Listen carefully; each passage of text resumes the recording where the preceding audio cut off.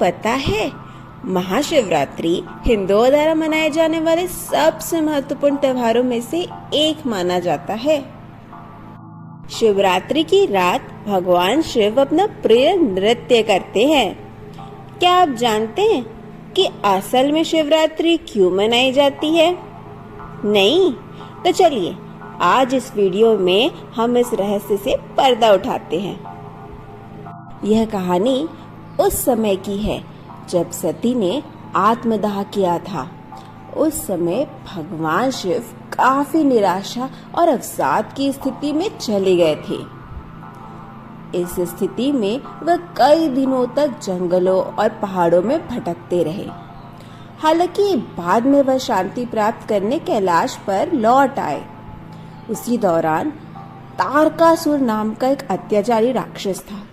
वह इस बात को जानता था कि भगवान शिव ने सती के शोक में कैलाश को त्याग दिया है और उनकी गृहस्थी संभव नहीं है।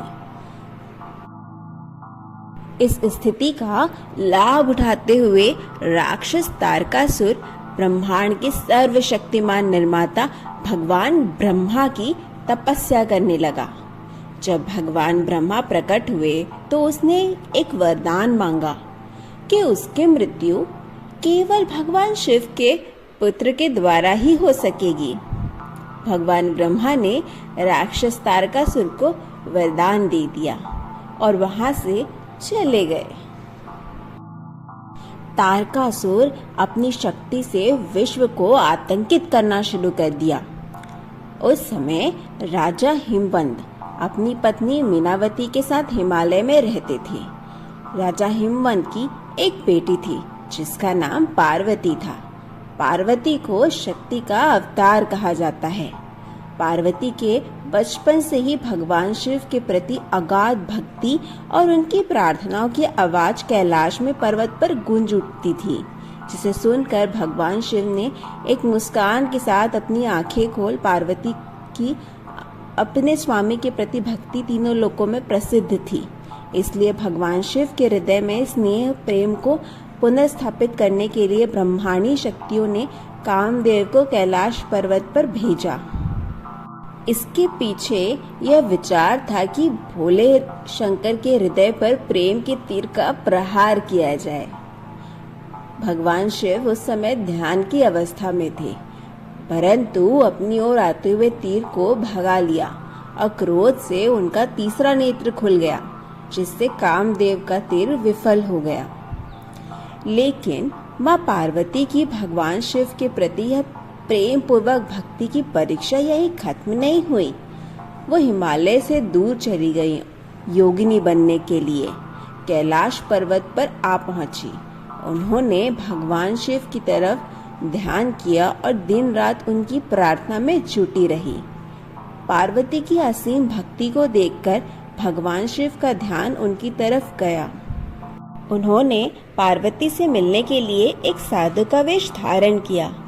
जब बाबा भोलेनाथ साधु के वेश में पार्वती के पास पहुंचे तो उन्होंने भगवान शिव के प्रति बहुत सारी नकारात्मक बातें शुरू कर दी।